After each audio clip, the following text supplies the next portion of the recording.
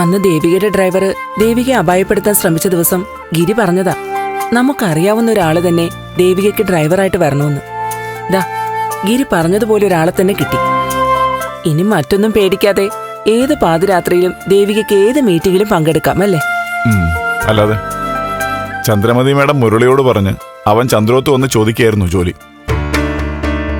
വാസ്തവത്തിൽ ഇത് മുരളി ഇങ്ങോട്ട് വന്ന് ചോദിക്കേണ്ടതല്ല, മുരളിയെ അങ്ങോട്ട് ചെന്ന് കണ്ട് ഡ്രൈവർ ആക്കേണ്ടതാ. അത്രയ്ക്കും എടുക്കനല്ലേ അവൻ. ദേവിക്കും വലിയ സന്തോഷമായി. അവൾക്ക് സന്തോഷാവും.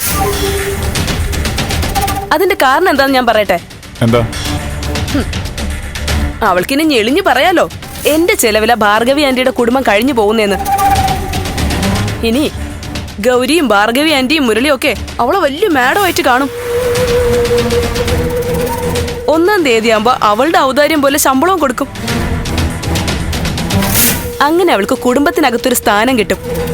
അതിനു വേണ്ടിയാ മുരളിയെ തന്നെ ഡ്രൈവർ ആക്കിയത്. മഞ്ഞപ്പിത്തമുള്ളവർക്കേ കാണുന്നെല്ലാം മഞ്ഞയായിട്ട് തോന്നും. ദേവിക എന്ത് ചെയ്താലും നീ അതിലൊരു കുറ്റം കാണും. ഞാൻ ആരെയും മനഃപൂർവ്വം കുറ്റപ്പെടുത്താൻ വേണ്ടി ദാഹിച്ച് നടക്കല്ല. ശത്രുവാണെങ്കിലും ശരി, ഞാൻ സത്യം പറയൂ. അവളിപ്പോ ഏതോ സ്വപ്ന ലോകത്താ. അടുത്ത ഇലക്ഷൻ വരുമല്ലോ, അപ്പൊ കാണാം സ്വപ്ന ലോകത്തെ ബാലഭാസ്കരി പായം ചുരുട്ടി മടങ്ങുന്നത്. അടുത്ത ഇലക്ഷനിലെ ദേവിക്ക് ഇരട്ടി ഭൂരിപക്ഷമായിരിക്കും, നീ കണ്ടോ? ഇരട്ടിയാക്കണ്ട, മുഴുവൻ ഓട്ടും അവള് തന്നെ പിടിക്കൂന്ന് പറഞ്ഞു. നിങ്ങളൊക്കെ ദേവിക ഫാൻസ് അസോസിയേഷന്റെ ആൾക്കാരല്ലേ?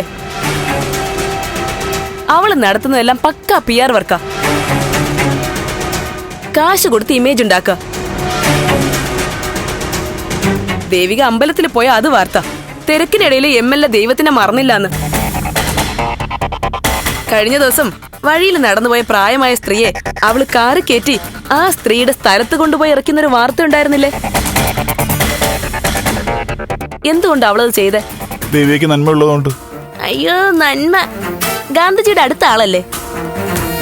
അതും കാശ് കൊടുത്ത് നടത്തിയ നാടകമായിരുന്നു. അതായത് ഒരു സ്ത്രീയെ വഴിയിൽ സെറ്റ് ചെയ്ത് നിർത്തി കൂലിക്ക്, ബാക്കി നടന്നതൊക്കെ ഡ്രാമയാ.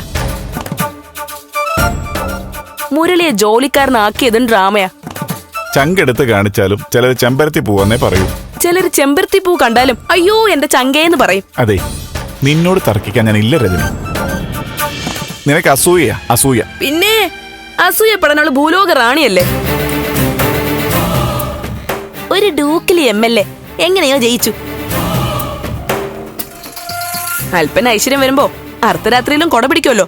ആ കൊട പിടിക്കില്ല അവളിപ്പം നടത്തുന്ന.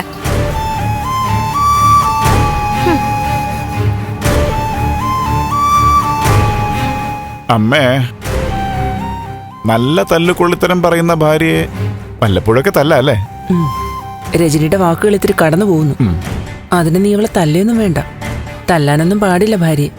ഓ, അമ്മായിയമ്മയുടെ സപ്പോർട്ടേ.